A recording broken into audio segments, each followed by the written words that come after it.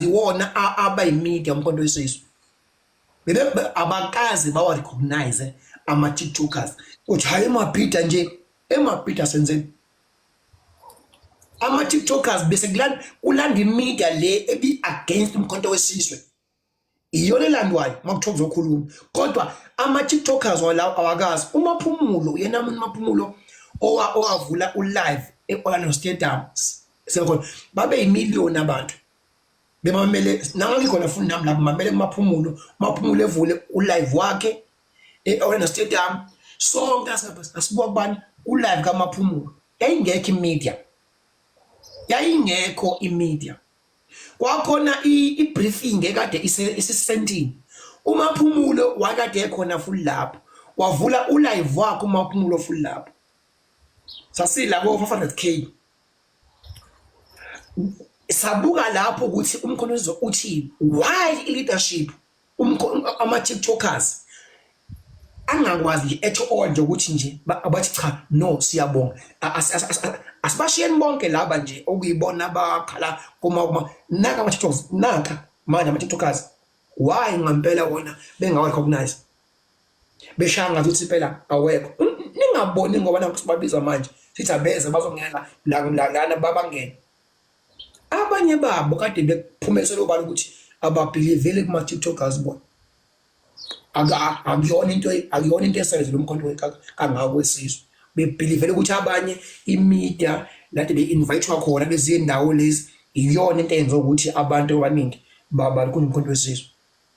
Uma abantu abasebenzile emkhontweni ningaba recognize nibabeke sawo nibalahla le njengezinja nilanda abantu abaqhamuka kulamaqembu lawa aqhamuka kuwona abagcwele manje la nabafaka ama position bahlulwe yini emaqembini abo ukwenza lento le anifuna bayenze manje la yini le bahlulwe yini kwi-EFF ukuthi lapha yana bayenze kwi-EFF bayibone sibabone khona bezokwenza la manje umbuzo futhi loyo nana ngathiwa yipi leader engathiwa manje ngathana abantu ngiyibuza into ngisho nyamanje angiyikhuluma khona nakubona phambi kwabo ngiyikhuluma yazi indaba iqiniso liyakhulula umkhonto wesizwe uvotelwe abantu baseSouth Africa umkhonto wesizwe usebenzelwe abantu abangena experience abantu futhi abangena amagama abangena ama profile. Yabona mina nje umuzongizela ukuthi mina nje hayi yabona nje uSpanman ne profile ayingisebenzeli mina yazi ngobani ngoba ngibonile ukuthi ukuba ne profile lento le ayisizi ngalutho uba ne profile ukuthi une profile siyakwazi lapha ayisizi ngalutho umkhonto wesizwe awuzofa ngokukhuluma kwethu umkhonto wesizwe uma ngabe sime eqinisweni abantu basuke emaqembini abo nxa yamanga ebegcwele ngale uma nathi futhi nathi la sothi hayi bekezelani kube into yanini siphila impilo yamanga asikwazi ukuphila impilo yamanga azange thina sivotele i-EFF ne-ANC mhlambe ne-IFP savotela umkhonto wesizwe uma umkhonto wesizwe ungabeliveli kubantu abawakile soba khona inkinga lapho yesiqhawe namandla nginika ukhuluma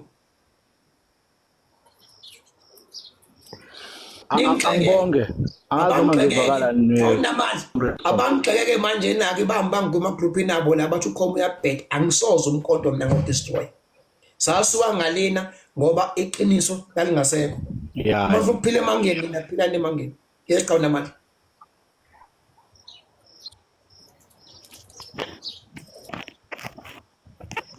yes my man ngiyezwakala comrade yes uyezwakala okay no angibonge comrade Khomo nabalalele ngicabanga ukuthi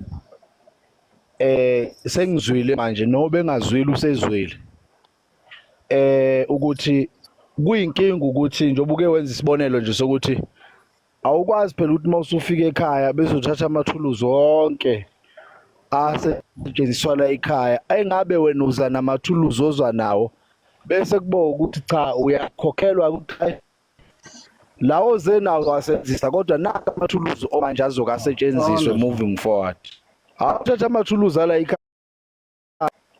amathuluzi ala ekhaya uwatshinge ngaphandle noma ungawasebenzisi uqhamuke namanye amathuluzi uzowasebenzisa. Ngicabanga ukuthi leso sibonelo noma leyo ncazelo ikuchaze konke. Impela umkhonto uzoba nenkinga uma ngabe angazi bakukhomba noma ngisazwakala ngizizasho khuluma. No, qhubeka unamandla. So okay. So inkulumo yakho ayigceki kahle kahle. Inkulumo yakho ikhuluma ngento eyenzakalayo.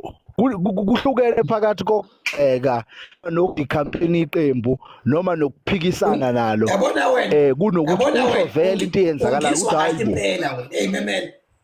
Angigxeki. Angidikhampeni memel. Uyabona. Today siyazwana nawe. Awugxeki, ukhuluma into eyenzakalayo ukuthi hayibo. Nanti imoto ishone weni. Babukhoma ngizaxoxa kancane. Nanti imoto ishone weni. Ubhekani ngomsebenzi ukhuluma late. Yes. Qhubekani saphuma sahamba sokhuluma late babukhoma. All right.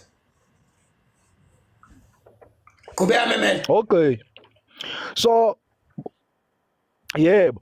So mina ngikuzwa kahle ukuthi sizoba nenkinga uma ngabe iqembu lizoholwa ngaleyo ndlela yokuthi kuthathwe abantu abasha kuyekwe abantu abane potential abayikhombisa abanye kusukela ngoDisemba, uJanuary, uFebruary, uMarch, uApril kuze kufike kuMay. Abanye bayibone lento ekuthiwa umkhonto mase kuphuma ama-election results ukuthi hayibo kanti inqolo ehambayo sebeyigibela isivele isihamba ekuyigibeleni kwabe isihamba bonke labantu abebesebenza abasana ngoba hayi ukuthi abekho abazi ukukhuluma isingisi abakwazi ukuhlaziya osopolitiki nani bakhona baningi kakhulu kodwa akusana uyabo lento ishoyo iqiniso bafowethu sibona ubuso busha abantu ababengade bengakaze babubona selokwathi inhlo manje iconcern yami ke ukungeza khomo kulokho kushoyo mina ngifisa ukuthi le concern le kube ukuthi no President Zuma is blamed as a party leader uma ngabe eyikhanda lomuzi uvumela abafana abaqokwe uyena ukuthi benze lokho emkhontweni kungabi ukuthi lento igcina iya kuFloyd ukuthi uFloyd njengonobhala uqosha abantu okanye uqoka abantu ngoba izothinta nje iconcern yakho babukhoma bese kuthiwa hayi uFloyd siyamazi ukhoma against uFloyd angeke ngithi uFloyd uya remove kusasa iqhubeke lento yenzeke sizogcina singazange siwuthole umnyombo walenkinga idala ubani ngoba umkhonto wesizwe party iconstitution yawo uthi umuntu oqokwayo kuma provincial detachment ku women's league detachment national ilento students movement no youth league njengoba beqokana baguidwa iconstitution yomkhonto and upresident Nxamalala uyena umuntu one final say nokubambisana neNational High Command nama officials ukuthi ubani uyena oqokwayo ubani uyena okhishwayo sizobuka umuntu oyedwa nje ukuthi mhlasimbe unyiko owenza le ngoba usecretary akanawo amandla adlula upresident Zuma akanawo futhi uTG amandla azulu upresident Zuma lokukhala lokho okukhalwayo ngabantu uNxamalala afuna kwazi ukuthi njengomongameli weqembu okuyena futhi abantu abalijoyinela leli qembu ngoba belandela yona ikhomanda ikhulume manje ukuthi hayibo lolu size nilishoyo yithina kahle kahle siqoka abantu sibambisene sonke akusiye lo mfana unyiko noma akusiye unathi inhleko noma akusiye usibani yithina esibaqokayo of course ke phela incwadi iqhamuka kweoffice labani la SG thina sivele sitala bi eoffice lika SG kade yinqumo zani zeqembu lonke ubuholi ophezulu ukuze bezoyishintsha phela indlela abenza ngayo cha sesibazwile abantu ukuthi ba raise ama concern kodwa uma ngabe lento sizothi nje hayi umuntu oyinkinga la unyiko othatha abantu sizogcina singazange sifike ngoba angikholwa ukuthi unyiko angavela avuke kusasa sizokuthiwa usexoshiwe uMary Pardee obekade attende isopha lapha eMpumalanga uxoshwe unobhala akanawo amandla uSG wokuxosha umuntu idisciplinary committee yomkhonto ethatha isinqumo somuntu lo ujeopardize iqembu yalilimaza SG communicator lencwadi on behalf of iqembu eofisini lakho finish bese kuvela ongazuthi uSG oxosha abantu so ngiyafisa ukuthi umkhonto wesizwe President Ncamalala no SG ara